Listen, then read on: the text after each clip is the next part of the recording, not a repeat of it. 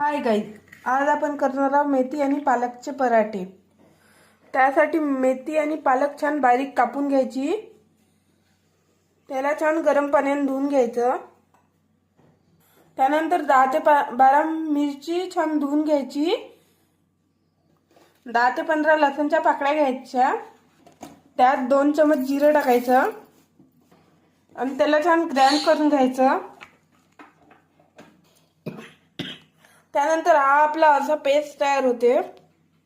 त्यानंतर 2 वाटी कणिक घ्यायची।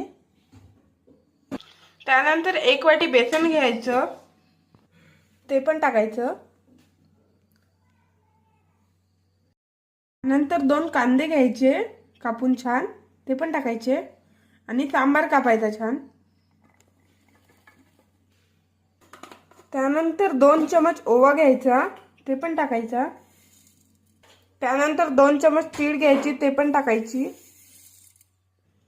त्यानंतर मेथी आणि पालक पण टाकायची। त्यानंतर हा लसूण मिरचीचा पेस्ट टाकायचा। त्यानंतर अर्धा चमच हळद टाकायची। त्यानंतर 2 चमच मीठ टाकायचं। त्यानंतर त्यात पाणी टाकून त्याला छान मिक्स करायचं।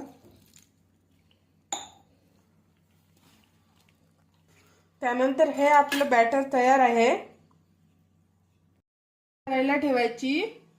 तवी गरम झाल्यानंतर त्यात तेल टाकायचं। तेल टाकल्यानंतर त्यावर बॅटर टाकायचं। बॅटरला छान फिरवून घ्यायचं।